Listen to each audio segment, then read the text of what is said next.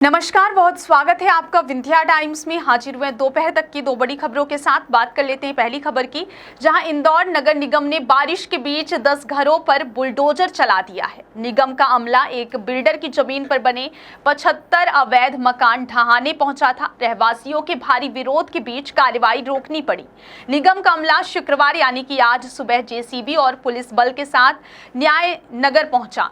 कार्रवाई के दौरान भारी हंगामा और हाथापाई भी हुई। रहवासियों ने निगम अमले पर हमला कर दिया।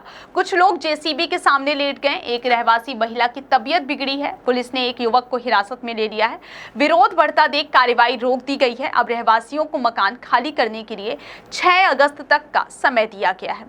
एसडीएम रोशन रॉय ने बताया कि ये मकान श्रीराम बिल्डर के नाम पर दर्ज जमीन पर बने हैं। सुप्रीम कोर्ट के निर्देश पर इनको हटाया जा रहा है। श्रीराम बिल्डर की ओर से सुप्रीम कोर्ट में याचिका लगाई गई थी। इस पर सुनवाई के बाद कोर्ट ने मकान अवैध मानते हुए हटाने के निर्देश दिए थे।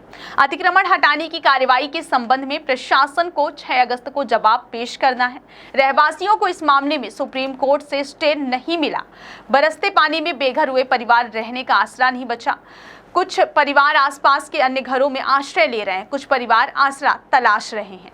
बात कर लेते हैं दोपहर तक की दूसरी बड़ी खबर की, जहां बीजेपी के कद्दावर नेता रहे प्रभात झा का निधन हो गया।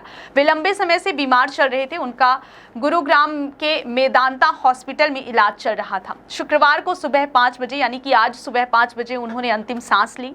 वे मध्य प्रदेश बीजेपी के प्रदेश अध्यक्ष भी रह चुके हैं। इसके साथ ही संगठन में कई अहम पदों पर जिम्मेदारी संभाल चुके हैं। उनकी दिमागी बुखार के बाद तबीयत ज्यादा बिगड़ गई थी, जिसके बाद उनको भोपाल के बंसल हॉस्पिटल में भर्ती किया गया था। लंबे समय तक उनका यहां इलाज चल रहा था, लेकिन 2 दिन पहले उनकी तबीयत अधिक खराब होने पर उनको एयरलिफ्ट करके गुरुग्राम के मेदांता हॉस्पिटल लाया गया था, लेकिन उनको बचाया नहीं जा सका और शुक्रवार सुबह 5 बजे उन्होंने अंतिम सांस ली।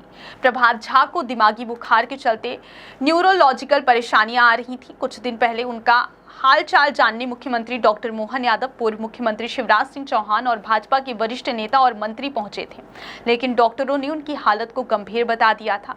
गुरुग्राम के अस्पताल में उनको बचाने की काफी कोशिश की गई, लेकिन उनको बचाया नहीं जा सका। प्रभात झा मूल रूप से बिहार के दरभंगा से थे, जहां उनका जन्म 4 जून 1957 को हुआ था, लेकिन बेहद कम उम्र में ही उनका परिवार बिहार छोड़कर मध्य प्रदेश के ग्वालियर आ गया था। उनकी शिक्षा दीक्षा और पूरा छात्र जीवन ग्वालियर में ही गुजरा। उनके परिवार में उनकी पत्नी रंजना झा और 2 बेटे तुशमुल एवं अयत्न झा हैं। शादी के बाद उन्होंने अपना कैरियर बतौर पत्रकार शुरू किया था। लंबे समय तक पत्रकारिता करने के बाद वे राजनीति में आ गए थे।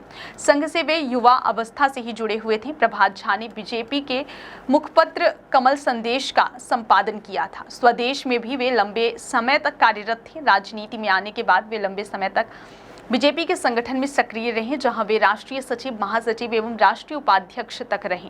लेकिन उनके राजनीतिक कैरियर में तब बड़ा चेंज आया जब वे मध्य प्रदेश में बीजेपी के प्रदेश अध्यक्ष बने। एक समय ऐसा आया कि प्रभात झा को मध्य प्रदेश में मुख्यमंत्री पद का दावेदार तक बता दिया गया था। इस वजह से उस समय के मुख्यमंत्री शिवराज सिंह चौहान के साथ उनका तालमेल कुछ बिगड़ा भी था, लेकिन बाद में उनको दिल्ली भेजा गया। प्रभात झा के निधन पर बीजेपी के वर्तमान प्रदेश अध्यक्ष वीडी शर्मा सहित तमाम बड़े भाजपा नेताओं ने अपनी शोक संवेदनाएं व्यक्त की हैं। बहुत बहुत धन्यवाद।